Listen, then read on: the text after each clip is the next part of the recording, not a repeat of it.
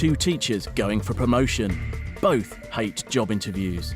The last interview was a disaster. Sometimes I get lost as to exactly what they want from me.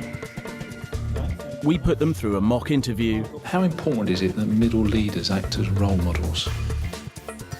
Give them expert coaching. It sounds a bit more like a leader would express that. And see if they can improve their performance.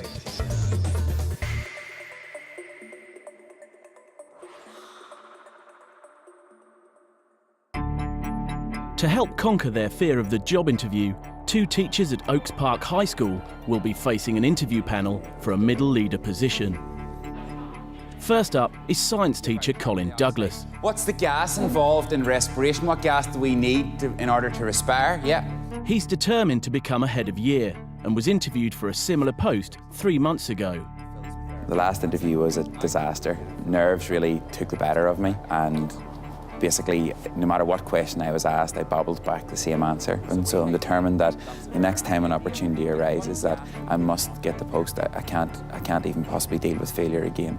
Monstrous aliens, spaceships, appear in the sky and drift overhead before slowly landing. The second candidate is maths teacher Raj Jutli. The head of department is leaving next year, and Raj wants his job. I get very nervous in interviews. It's the questions which are unexpected that throw me a little bit, trying to understand exactly what they're looking for. I find very difficult. Sometimes I get lost as to exactly what they want from me. Today the post is fictitious, but the panel is very real.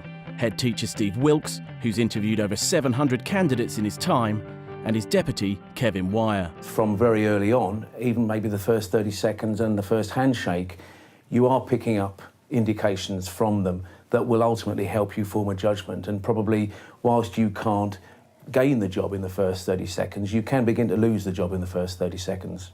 I think what we are looking for is someone who's going to work within an area and be capable of leading within that area and inspire their colleagues. The interviews will be observed by professional development coach Lee McAuliffe. Some candidates let themselves down for a variety of reasons. So it may be nerves, which means that they either speak too quickly or they don't tell the panel enough. It may be also that they're unprepared and don't actually know about the role or, more importantly, the school to which they've applied. First in is Colin. Colin, Steve Wilkes, head teacher. Kevin Wire, deputy head. Hi, Colin. Welcome to Oaks Park. So if you could start off really with your presentation about your educational philosophy and values. Okay, well, my main philosophy and values comes kind of in two parts. The first being really from what I've seen in Oaks Park, which is learning together and achieving together. And then the second one, which is something that I've had through my school life and through my home life as well, which is learning today for living, learning today for living tomorrow. And I think they're two very powerful things in that we're preparing students for the future and we're trying to recognise achievement as they go through the school. In addition to that, I'm also trying to encourage them to build, and they have done now, they're in year 10, trying to get them to build relationships within the class. In addition to that... Can I jump in there and just say that's fine for time now? Thank you. Okay. Thank you. Okay, thank you very much. Could you perhaps give me an example of something that you've done within school that's really very much down to you as an individual, and then perhaps another example of where you've been working effectively as a team? As an individual, I've provided trips for La Reserve, which is to south of France for Water Sports Week, and also to Glaisbury, which is an outdoor education centre in Wales. These are things that I, as a Key Stage 3 coordinator, I, along with the rest of the staff, have put together schemes of work, have made sure that the curriculum is running. It's a totally different curriculum to when I first started here. The curriculum was running, so I, in and amongst the team, was working on making sure that project or their lessons are now not stopping this year at Love and going, keeping them engaged throughout, and really together we're achieving this, and Key Stage 3 is now running quite successfully in my opinion. Okay, thank you very much. Kevin? Okay, thank you. A member of staff that you line manage has not met any of their performance management objectives. How do you approach their next cycle? Again, I don't like to act too soon, but why haven't they met this? Is this because they're refusing to cooperate and they're refusing to act on good practice. And also I'd be asking myself, well, if they haven't met these targets, why has it got this far? Why have I let that go as far as the end of the review cycle? Because I would expect that a system is not this kind of, well, you know, you're not getting your targets, we're going to try and, you know, give you a hard time, try and coach them and try and bring them to me and try and show them positive and good practice. Okay, thank you. Okay, thank you very much. Thank you. Thanks, Colin. Nice to meet you. Bye. Now the feedback. I felt that where he would need to do quite a lot of his work would be on the 2-minute presentation, because I felt that he just sort of went into a dialogue there and he wasn't sharp enough and it wasn't focused enough. What I'm sensing as well from his answers is just a lack of structure per se. Because at one point I sort of thought, and I've written, and where are the full stops when he speaks, really? Because one blends into another, and actually what he may be saying is very pertinent, but there's no structure that leaves it memorable in your minds, is there? But there were times when he actually answered the question, and he'd answered it very well, and he still went on and over-egged the pudding, and then still kept going. He doesn't like silences, does he? He fills that space up with chatter. Yeah. It was interesting, there was one time where he paused for probably about 2 or 3 seconds, which, again, to him probably just feel like half a minute, but actually the quality of his answer after he paused was much better. Now it's Raj's turn. Hi Raj, Steve Wilkes. Oh, right. I was kidding mine. First, her presentation. I aim to bring an open mind and a positive attitude and high expectations to the classroom each day. I believe that I owe it to my students as well as the community to bring consistency, diligence and warmth to the job. Trust between a teacher and a student is very, very important if a teacher is going to maximise the student's potential. 10 seconds. Okay. I would like to want a little bit more, but I know I'm running out of time. But yeah, I think a well-rounded person, I think that's what I'm trying to get at, and also the fact that if you believe in a child, they'll rise to the occasion as well. If you give me 2 examples, the first one being of a piece of work that has really been your own, and then secondly, an example of something where you've really worked as part of an effective team. Okay, the first thing is what's my own. I'd say the booster classes, the booster programme which I ran last year for students who were on the D grade moving up to the C grade. I was the one who put all of that together. I was the one who initiated the programme, put a hell of a lot of effort into it. Group work, the one thing that I would say that I particularly, can I particularly say one thing? I think, could you ask me that second part, Kate? Well, just something you particularly... SMT is planning to introduce an initiative that you don't agree with. You have to implement the initiative with the members of your team and gain their compliance. How do you go about doing that? The idea has obviously come from SMT, but I'd not only take that idea, I'd try and manipulate it, but not manipulate it as such, but try and keep it what you're asking, but trying to put it into a way that will work for my department. And then, obviously, because I believe in it, and then I'll sell it to the rest of the department. Okay, thank you. If you were to be successful today, what would you hope to achieve in your first 3 months in post? I'd say the first 3 months would be more of a settling in period. I wouldn't want to rock the boat as such. Initially, I'd say for the 3 months, I'd let everybody get used to my way of leading. And then after the 3 months' time, maybe a little bit longer, maybe it's not just 3 months period, maybe after half of a year, start looking at what I can do, getting the team on board, making sure everybody's happy with what's happening, because I think that's very important because it has been such a stable department for such a long time. Okay, that concludes this part of it. Thank you very much. I just think that her nerves kicked in big time, and she ended up, even more so than Colin, rambling.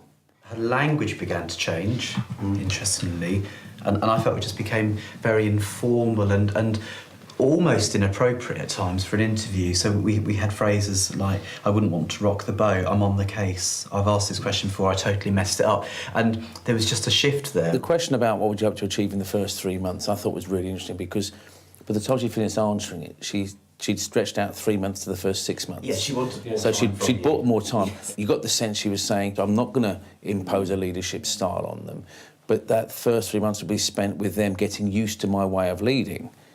And I then put in brackets here, by not leading, question mark. She used words like manipulate, subvert, and I'm wondering how comfortable I would actually feel in terms of her going away as a team leader and not doing our bidding, but actually backing us up. I think she provided an excellent example as to why you don't take a written set of notes into a presentation, because under times of pressure, you resort to reading it. I sometimes think an interview is almost like going on a blind date in terms of you're both working out, do we want to see each other again? Absolutely. After the feedback, each candidate has 1 hour of coaching with Lee. Colin is worried about his tendency to waffle. The curriculum is running. It's a totally different curriculum to when I first started here. The curriculum is running. If we think about one of the questions that you were asked, and then what we'll do is we'll map out, I'll get you to map out your answer, and then we'll just think about getting rid of any of the waffle and making sure that in that answer that you're selling yourself. The wording they asked you exactly was give examples of work that you've done as an individual and where you've needed to work as part of a team. Yeah. So perhaps if we take then two separate sheets, and then, as I say, either note on those or with the post-its, what your answer would ideally be. Colin cuts the waffle and highlights only key aspects of his work in a team. And interesting how you've shown that, in a sense, almost putting them as bullet points, which is something the interview panel said, almost to present as bullet points. Progression meant that the team had to meet regularly. The projects had to be in increasing demand as we went through the year. And then the schemes of work had to be in some respect consistent. So as a result of these activities, what was the actual impact? By the end of the academic year, year 7 levels were up. Brilliant. So that's already something that you're able to think, right, in readiness for an interview, then you will be gemmed up on the impact of what you've done. Colin tackles the other part of the question, what he's done as an individual. If I were planning in that, I had to plan ahead and I had to make sure that ends were going to meet. Are there any differences to the things you've pulled out there as opposed to here? These seem to be more based on a leader, whereas this seems to be more based on a team player. Interesting, isn't it? That's what it should have been, really. Just sort of that tweak that you've just begun to make, which is something the interview panel said, just keep the leadership role to the fore. So in your... Colin also wants help with his nerves. Even making my way to the interview, Okay. I feel that I can feel that the pulse is up and I'm just panicking, and then by the time I get to the interview, I've usually lost all control. What I'm going to ask you to do, sort of first of all, is to think about a time when the nerves aren't there at all.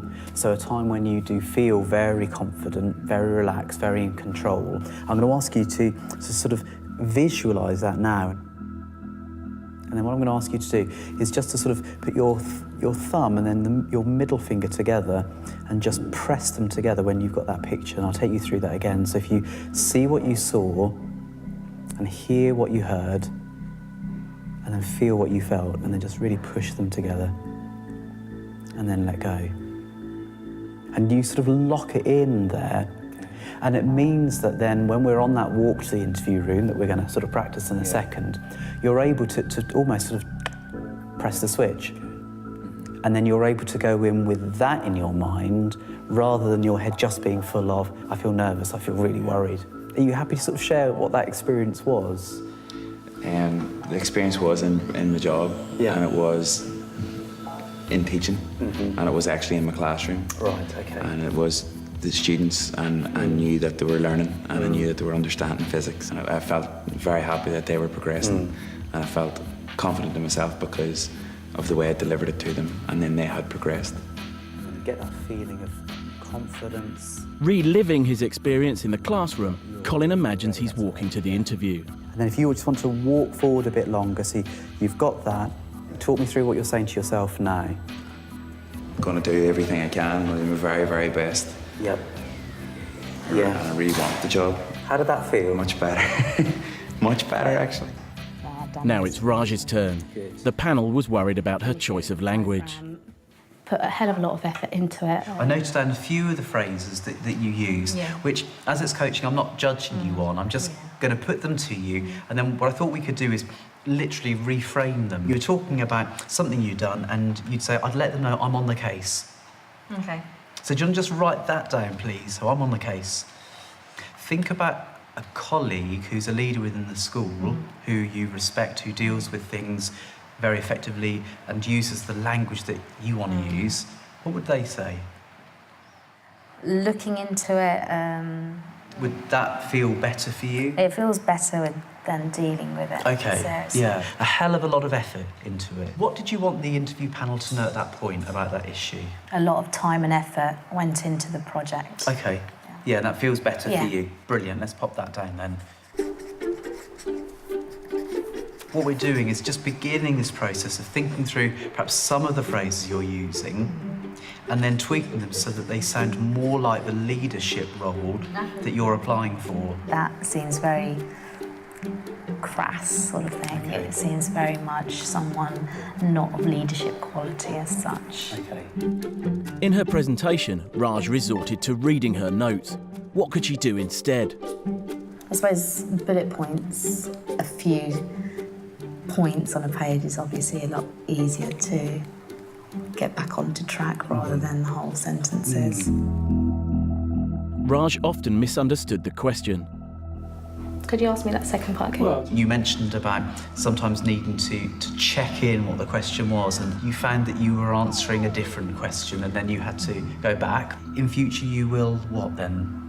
Next time I will. Clarify what the question is. How are you going to clarify that with me as the interviewer? Would you mind rephrasing it? Sorry, do you mind saying that again? Do you mind saying that again? So we got rid of the sorry, so it sounds a bit negative. Any other tweaks about do you mind? Can you? Yeah. Can Okay. you say that again? Does that feel less negative for you now? It makes me feel more confident. Great. Okay. And then there was the question about what she'd do in the first 3 months as head of department. 3 months' time, maybe a little bit longer, maybe it's not just 3 months period. And at one point you seemed to suggest not. you were tweaking the question in terms of then actually it's 6 months. Could you imagine some of the questions, queries, concerns that might be arising in the head's or the deputy head's mind as you mentioned just that? When I become head of department, nothing's going to happen. You know, I've Okay. got no agenda in mind. What could you say in addition to what you've just said, or you might want to take bits out? Just work with that now. Within the first 3 months, I'd want to try and get everybody comfortable with my leadership, the way I want to lead, you know, the way I lead. But in my mind, I have a vision for the future, and this is where I want the department to go. But obviously, they can't read my mind. Not quite. For the last 2 weeks, Colin has been working on the strategies Lee gave him. So I found the coaching session most useful. It's just really helped me to be able to think about how to answer a question properly without remembering reams and reams of text. I'm hoping that the sequences that I got from the coach, that they'll help me to be more calm and settled as I walk in. I have practiced that, and hopefully it will show that up. So I'm hoping that, you know, what I've practiced at home will actually come into play tomorrow, and it'll really help the situation. The coaching session was brilliant. Got so much out of it. I've been a lot more aware of myself in terms of the way I speak, the way I come across, my language. I've been very careful about, you know, what sort of language I use. If I want to become head of department, then I need to believe that I can become and act like I can. I'm happy, a lot more happy about going into the scenario than I was before.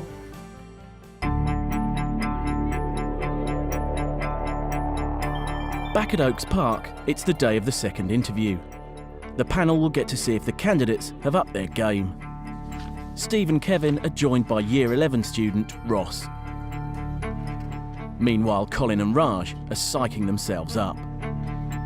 I'm walking towards the interview now, I'm feeling calm. I'm thinking about when the students were understanding this tough concept in physics. They were all be able to understand it and they were able to grasp the concept by the end of the lesson. I want to be myself, I want to be confident, I want to be the person I am in front of my classes and let them know what you're capable of. I'm approaching the interview door now and thinking this is going to go very well. I'm going to get this job. I'm going to do my very best. I'm feeling confident. Colin starts his 2-minute presentation. Firstly, I'd like to say that I'm very passionate about the role. I've taken on additional responsibilities such as the Year 10 Gold Pathway students. Again, helping those students to really set their own targets in performance review day and monitoring and helping them to achieve the best that they possibly can. What would you say is the difference between leadership and management?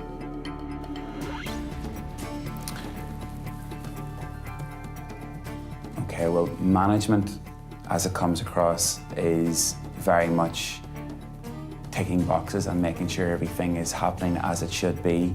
Leadership is having an ethos about how I want things to work and leading your team and guiding your team and helping your team to work towards the common goal. What will you do for the students in your subject area that would make students like us want to support your claim to this job? I think it can offer the students, firstly and foremostly, passion. As a classroom teacher, I want the best for my students.